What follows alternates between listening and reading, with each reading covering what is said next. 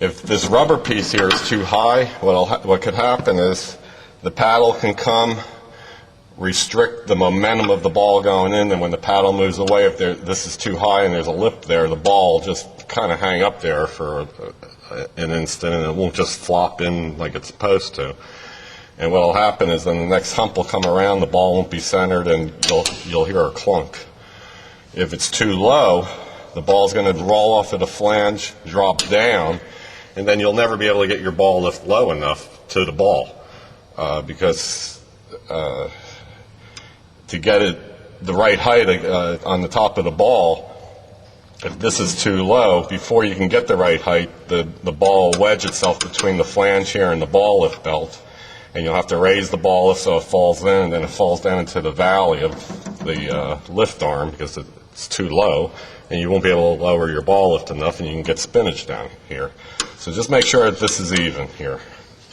It's the second flange up, or the top flange up right over here, should be even also.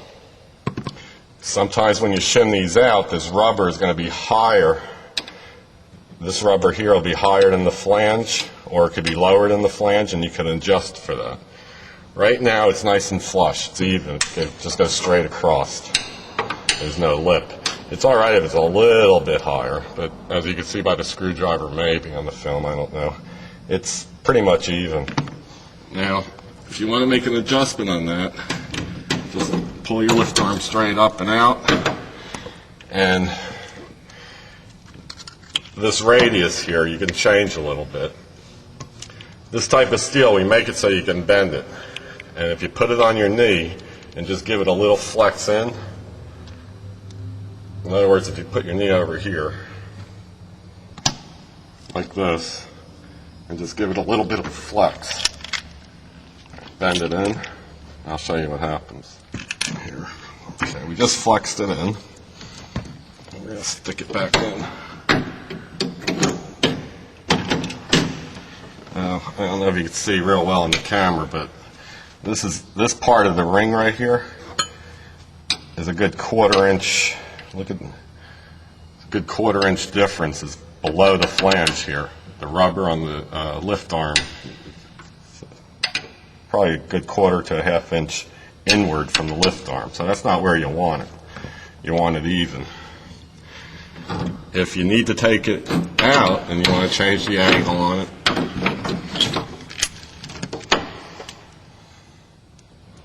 you just bend it the other way a little bit. Give it a little flex the other way. Now that's probably about where it's going to be. We'll flex it a hair more and we'll put it back in. And we'll see where it's at now.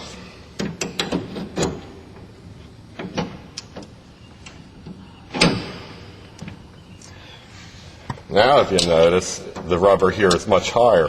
Here's the screwdriver, it's actually hitting the side of it. So you could adjust this anywhere you want. This hasn't changed because of the washers, but here, that's where you made your change. So you can get that absolutely perfect to any machine just with a little bit of a flex. Now, being that one's too high, what I'm going to do is just flex it in a hair.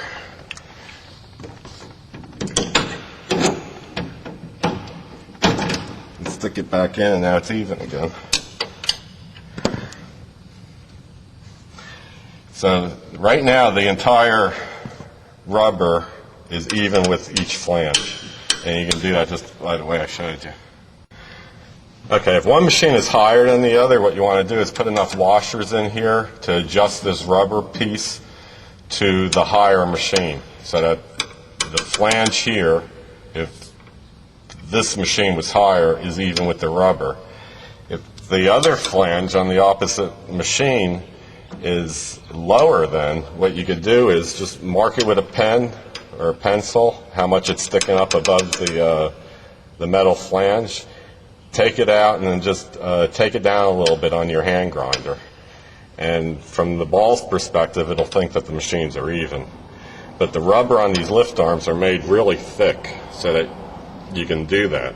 And the type of rubber on here, unlike a PBL where it's that shiny type stuff that sticks into the cups, the liners for the cups, it's rocket rail material. So it really grabs the ball good. It's a lot better lift arm. Once you make your adjustments and you flex this, chances are you won't have to flex it. Hopefully you won't have to. Just put it in and it'll be fine. But it all depends on how your machine lines up. If you got to flex it, no big deal. But once it's flexed to the proper curvature of the machine, once you bolt it down top and bottom, it can't flex anymore because, the metal would have to stretch the way it's bolted in there, and that's not going to happen. So it's a really good design, and it's made to adapt to any type of machine. Okay, that's pretty much it. The only other thing that you got to really do is these pieces right here. They're called 022s. They go on the bottom of your up rail where the rubber comes down and meets this bracket here. Your up rails come down, they get bolted to this bracket after it's bolted onto the machine. What you need to do is take off like the bottom couple inches, however high this is, of the rubber, and slip it on the bottom of your up rails so that it meets the bracket like that. And what that's going to do is it's going to allow the ball to center. For instance, if the ball was only maybe 2/3 way in, like right about here, when the hump comes around, the hump's going to start lifting the ball. So what it's going to do is it's going to glide off of this part of the ring, deflect off of that, and center itself on the way up. And that's why it's so important that you bring that lift arm in enough so that it doesn't, this piece here doesn't obstruct the ball from going. And if anything, the ball should just graze it when it goes by. But when the ball's sitting on that rubber pad there, and if you move the belt by hand, so it starts lifting the ball up.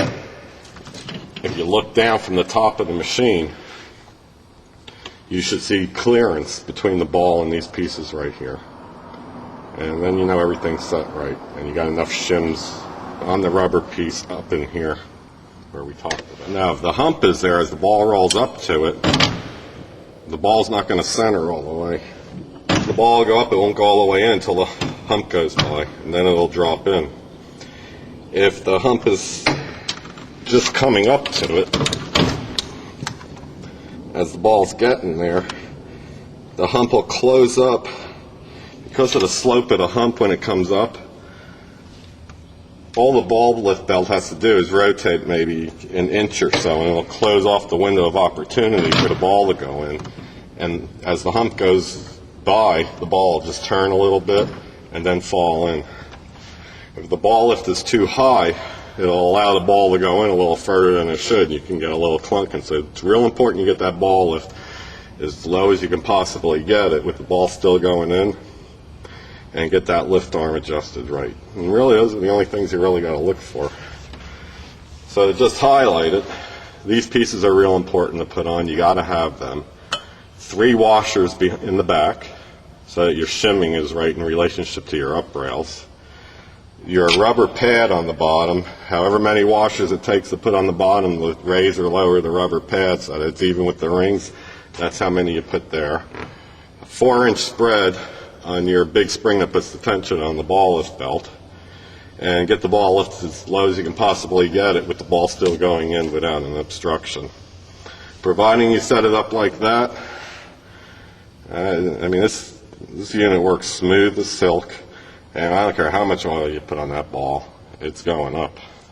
Okay, now the way we tweak that out, here, let's throw the ball in there. You can see the ball lift belt right over here. And when that ball rolls in there, there's like hardly any clearance at all.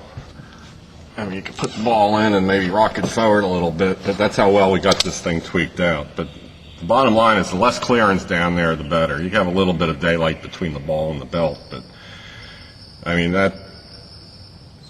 that right there is like super tweaked, and you're not going to get any closer. Like I say, you can rock the ball forward a little bit.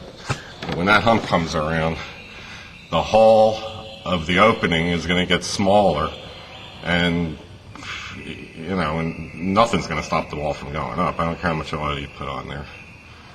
There's no amount of oil that's going to be on your lanes that's going to transfer to the ball that's going to stop that ball from going up at that point. So let's move the camera to the top of the machine, and we'll drop the ball lift in there and show you how to get the right height and how to set that part up, and we're pretty much done.